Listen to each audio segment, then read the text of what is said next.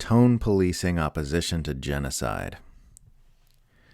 U.S. Senator Chris Coons sat across from journalist Aaron Maté on the train on Monday, which is about the worst place you could possibly choose to sit if you're a powerful official in a government that's in the middle of backing an active genocide. As any journalist of sound conscience would, Maté seized the opportunity to begin questioning Coons on camera about his support for Israel's ongoing massacre of civilians in Gaza, and to ask him why he isn't supporting a ceasefire. Coons immediately became indignant that Maté was questioning him. He avoided addressing the questions he was being asked for a long time, responding only to repeatedly demand that Maté cease talking to him, and to ask him who he is and how he got a seat on the train. "This is a quiet car," Coons admonished.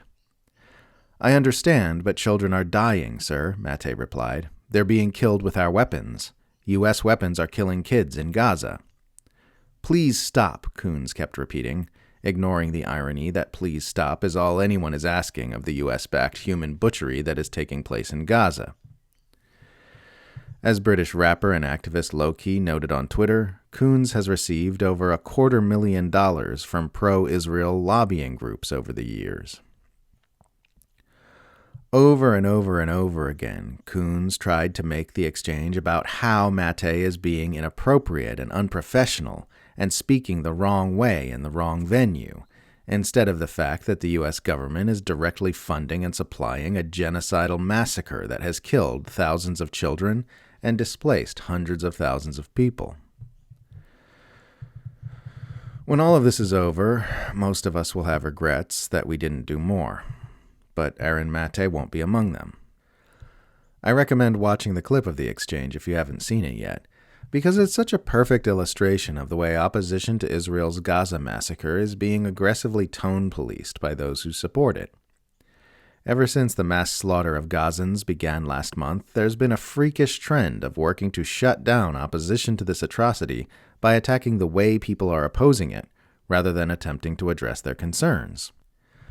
One good example of this was British Prime Minister Rishi Sunak's statement ahead of a peace march scheduled for Armistice Day, claiming to plan such a demonstration on that date was, quote, provocative and disrespectful. Yeah, sure, Rishi. Armistice Day is a completely inappropriate time for demonstrators to be literally calling for an armistice. A recent tweet by Rupa Marya, an associate professor of medicine with the University of California in San Francisco, reads, quote, "I'm going to remember forever the day that Israel was shelling hospitals, killing fleeing refugees, and shutting off the electricity for NICU babies in incubators. The president of UC Systems sent us an email expressing concern about anti-Semitism and telling us to behave ourselves." End quote. This is another good example of what I'm trying to point to here. People are trying to stop an active genocide, and the leaders of Western institutions keep trying to make the conversation about whether or not those efforts are anti-Semitic, which none of them seem to be able to define in a way that is distinct from criticisms of the Israeli government for war crimes and well-documented atrocities. A few days ago, the New York Times ran a front-page article titled, "After Anti-Semitic Attacks, Colleges Debate What Kind of Speech is Out of Bounds," which opens with a story about a Jewish college freshman having the horrifying anti-Semitic experience of seeing a poster on campus which referred to Gaza as a modern-day concentration camp. The Times quoted the student who underwent this unspeakable trauma as saying the mood on campus is not pro-Palestinian, it's anti-Semitic. For the record, many experts agree that Gaza can rightly be described as a giant concentration camp, not least among them the great Jewish scholar Norman Finkelstein. But rather than discuss the abuses which gave rise to this crisis in the first place, outlets like the New York Times are working to make the conversation about anti-Semitism instead. New reports from Mint Press News and The Intercept reveal that the massive 400% increase in anti-Semitic incidents across the United States that the mass media keep reporting is a statistic from the Anti-Defamation League, which includes pro-Palestine demonstrations as instances of anti-Semitism, even demonstrations by Jewish organizations. It turns out if you label all opposition to Israel anti-Semitism, then Israel murders thousands of children, you will inevitably see a large spike in anti-Semitism as you defined it. Really, this is all just garden variety manipulation by the Western Empire to shut down opposition to the political status quo. Anytime a large movement emerges in opposition to the agendas of the ruling power structure, you see the information ecosystem flooded with highly amplified concern trolls wagging their fingers at the tone and tactics of the movement to try and kill off the energy and drag the whole thing into inert, pedantic quibbling. That's what you're seeing with all the concern trolling about the popular chant, "From the river to the sea, Palestine will be free," by the way. Palestinian rights activists will tell you the phrase means they want all Palestinians to be free from tyranny and abuse, and at most that they support the dismantling of the apartheid regime of Israel.